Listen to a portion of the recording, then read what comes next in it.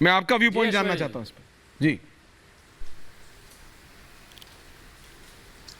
नहीं ऐश्वर्या जी, असल में हमारा मामला तो ऐसा है कि कैसा? एक हमें चारा समझ रहा है, दूसरा जो है बेचारा समझ रहा है। कौन चारा? तो हम चारा और बेचारे के बीच में फंसे हुए हैं। चारा और बेचारा? हाँ? नहीं, चारा जो है वो आप जान रहे हैं कि 10 साल से जिसकी सरकार है वो कहीं ना कहीं जो है हमें चारा के तौर पर इस्तेमाल कर लेती है, ठीक है।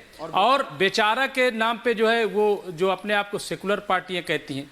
और मुझे जो है ये ठीक बात है, जो एजेंडा सरकार का है वो करे, लेकिन जिस पर तकिया करता है मुसलमान अपोजिशन पर, जो अपने आप को सेकुलर पार्टी कहती हैं, मेरे ख्याल से इन्होंने क्या किया? एक बड़ा सवाल है। आज ठीक है उनको कह दे कि मुस्लिम लीग का और ये वो सब, लेकिन उससे फ़ायदा क्या है? सच्चर कमेटी की रिपोर्ट जिस तरीके से आ गई थी 2006 में, और कितने साल तक सरकार थी उसको लागू करना चाहिए था, वो नहीं लागू। तो मैं अपना दर्द बयान कर रहा हूँ। जहाँ तक मौजूदा सरकार है वो सबका साथ सबका विकास का नारा दिया, लेकिन कहाँ सबका साथ सबका विकास? तो आप देखिए कि मैं वही कह रहा हूँ। और आज हमें सब ने हाशिए पर डाल दिया, आदिल जी को हमें बेवक्त करार दे दिया है, संजय जी को, ठीक है। और जहां तक अपोजिशन की अफसोस की बात यह है, मैं बहुत जो है वो साफ गोई से बात कर रहा हूं ऐश्वर्या भाई, कि 10 साल में ये तमाम अपोजिशन पार्टियां अपने आप को बचाती रहीं। इन्होंने एक बड़े तबके को उसके रहमो करम पे छोड़ दिया, कोई पूछने वाला नहीं। आज भी आप देख लीजिए, मुल्क का मुसलमान उसको हर जगह अपोजिशन के तौर पर पेश कर दिया जाता है।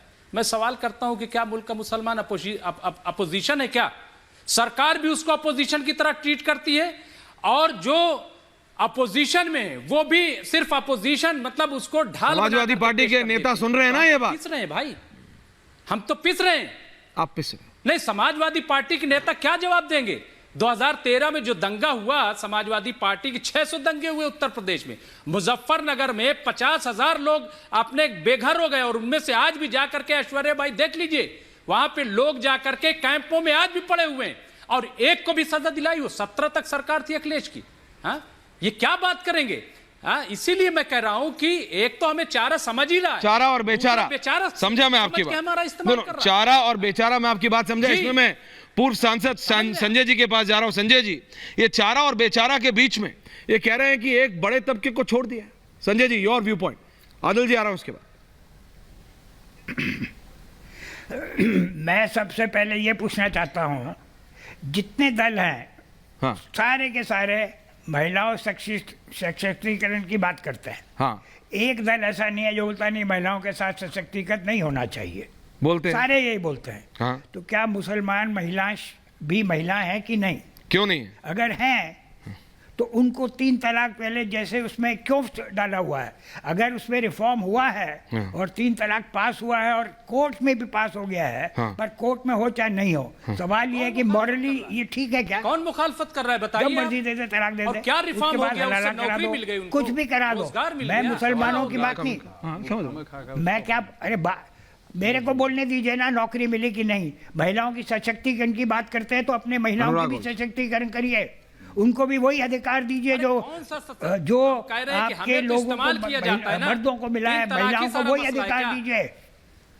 नहीं, इस्तेमाल कोई नहीं करता है। आप वो अधिकार कभी नहीं देने को तैयार है, और कोई नहीं देता है। सारा अधिकार में सारा ये वही बड़ा फर्स्ट क्लास जो काम हुआ, कहीं कुछ भी गलत नहीं। और फिर जो नहीं कोई मुखालफत नहीं कर रहा है। बोलने की बात है, कोई मणिपुर की बात कर देगा, कोई कहीं की बात, कोई कहीं की बात, कोई हाथरस की बात, कोई यहीं की बात। अरे महिलाओं के लिए, मुस्लिम महिलाओं का कुछ तो करो, उनको अधिकार दो। अनुराग जी, अनुराग भदौरिया कुछ कह रहे हैं। अनुराग भदौरिया क्या है? संजय जी रुक जाइए। Anurag Bhadauria disagrees with you. Sanjay ji, Samajwadi party ने तो professor Anurag Bhadauria disagrees with you. सुन लेते क्या कह रहे हैं। अनुराग जी, क्या संजय जी ने क्या गलत कह दिया जो आप डिसएग्री कर रहे हैं? सवाल नहीं, संजय जी, संजय जी कमाल की बात, ये सवाल तो भारतीय जनता पार्टी से होना चाहिए। इनके डिप्टी सीएम सम्राट चौधरी है, पिता पुत्री के बारे में बात कर रहे हैं कि किडनी दे दी, बदले में टिकट दी। आप बताइए, एक जो व्यक्ति होता है अपनी पुत्री को पाल पोस के बड़ा करता है, कितने कष्ट से अपनी बेटी को बड़ा करता है, और बेटी बड़े होने के बाद कामयाब होने के बाद अपने पिता को मैंने किसी पार्टी की बात नहीं की, मैंने किसी पार्टी की बात नहीं की, डिप्टी सीएम मैंने ये कहा, मैंने किसी पार्टी की बात नहीं की अनुराग जी, मैंने किसी पार्टी की बात नहीं की। कौन ललकार रहा है? मैंने किसी पार्टी की बात नहीं की। भारतीय जनता पार्टी का नेता, तो भारतीय जनता पार्टी के नेता से सारी पार्टियां यही कहती हैं। आप बताइए, नहीं, मुझे बता दीजिए, सारी पार्टी यही कहती है। ऐसे लोग हैं ना, पहलवान महिलाओं पे अत्याचार होता है तब कुछ नहीं बोलते हैं, उसकी बात नहीं हो रही है। मैं के बारे में बात सवाल नहीं हो रहा है, बोलते हैं 3 तलाक होना चाहिए कि नहीं, हाथरस पे कुछ नहीं 3 तलाक होना चाहिए कि घटना पे कुछ नहीं बोलते, क्या बोलेंगे ये? 3 तलाक पे बोलिए होना चाहिए कि नहीं? क्या 3 तलाक में आप 3 तलाक में आपका क्या रोक है? Okay Shahzad, okay Sanjay ji Anurag please hold on, Sanjay ji hold on, Anurag Bhadauria, Shahzad Anurag on please, Adil ji, Shahzad Anurag Adil, Sanjay ji आ रहा हूं वापस, शहजाद इज काउंटरिंग, वैसे शहजाद अनुराग एंड आदिल जी। वैसे जो मुस्लिम हित की इतनी बात करते हैं, आदिल जी, जो मुस्लिम हित की इतनी बात नहीं, राजनीतिक लोग की मैं वैसे कह रहा हूँ, उनको समझना चाहिए आज रमज़ान का महीना चल रहा है। रमज़ान के महीने में शोर शराबा, हल्ला गुल्ला, चीकम चिल्ली नहीं होती। एकदम शांति से बात करनी चाहिए, शांति से पेश आना चाहिए। कम से कम इफ्तार करते तो रमज़ान का पूरा फॉलो भी करना चाहिए। अब एक एक करके मैं बात, मुमताज जी को एक बात से मैं अनुराग जी की इत्तेफाक रखता हूँ, बेटी और बाप के प्यार पर सवाल खड़े नहीं करने चाहिए।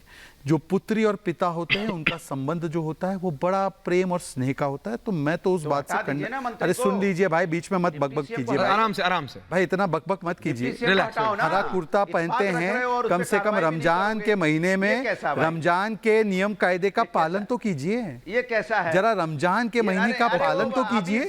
ये बिना रोजे के इफ्तारी करने वालों की समस्या यही होती है। ये कहते हैं ना, मैं आपको एक लाइटर नोट पे कहूँ, ये ऐसा मुसलमान है रोजा तो रखता नहीं है, रवादारी निभाता है, इसको रोजे से मतलब नहीं, इफ्तारी करता है। ये केवल इफ्तारी वाले रोजे, इफ्तारी वाले मुसलमान की तरह पेश आते हैं। अब सुन लीजिए, अब मैं पूरी बात कर लूं। अनुराग जी एक एक करके करते हैं। अरे भाई अनुराग जी एक एक करके रमजान के एक महीने में भी मुझसे ऐसी बात बुलवाएंगे, अनुराग जी एक एक जाएंगे रोते, अनुराग जी एक एक करके, अबे घर रोते रोते जाएंगे फिर। प्लीज चलिए मैं टॉपिक पे रहते हैं। अनुराग जी एक एक करके, प्रोफेसर साहब एक एक करके, thank you, can I have everyone on air, everyone on air. Anurag ji please, thank you. Shahzad अपनी बात कंप्लीट। भाषा की मर्यादा के बारे में, भाषा की मर्यादा के बारे में वो बोल रहे जो चिरकुट और चुटवैया और धोखेबाज कह रहे थे। Please relax. चलिए अब टॉपिक पे। मैं तो कहता हूं कि पिता बेटी के प्रेम के ऊपर सवाल मत उठाइए, पर हाँ, वो पार्टी कह रही है जिसने सरेआम सार्वजनिक मंच से बाप के हाथ से माइक खींच लिया था। इस टिप्पणी को कहते हुए मैं इस बात को यहीं पे रोकता हूं, मैं आगे बढ़ता हूं अपनी बातों पर। देखिए, मैं कह रहा हूं कि इन्होंने अभी जिक्र किया मणिपुर पर, तो पार्लियामेंट में चर्चा हुई। संदेश खाली पर तो खड़गे जी ने डिफेंड किया ना बंगाल की सरकार को और शाहजहां को वोट बैंक के नाम पर। आप बताइए कि आसिफा नाम की छोटी सी बच्ची के बलात्कारी के पक्ष में जो लाल सिंह खड़ा था, उसको प्रियंका वाड्रा ने टिकट दे दिया ना, और सुप्रिया श्रीलेख का 10 दिन में पता नहीं चला कि कंगना रनौत और मंडी का अपमान करने वाला पोस्ट किसने डाला। ताली बजाएंगे आप? अनुराग भदौरिया, अगर कोई नैतिकता का, अगर कोई ईमानदारी का एक अंश बचा है और रमजान पाक के महीने में आप बात रख तो बताइए संदेश खाली पर क्या स्टैंड था, बताइए कि मंडी के अपमान पर, कंगना रनौत के अपमान पर क्या स्टैंड था, बताइए लाल सिंह को टिकट दिया क्या स्टैंड था, बताइए राजस्थान की महिलाओं का बलात्कार हुआ और शांति धारीवाल को टिकट दिया क्या स्टैंड था, बताइए कि 3 तलाक के कानून को वापस लाने की बात करते हैं।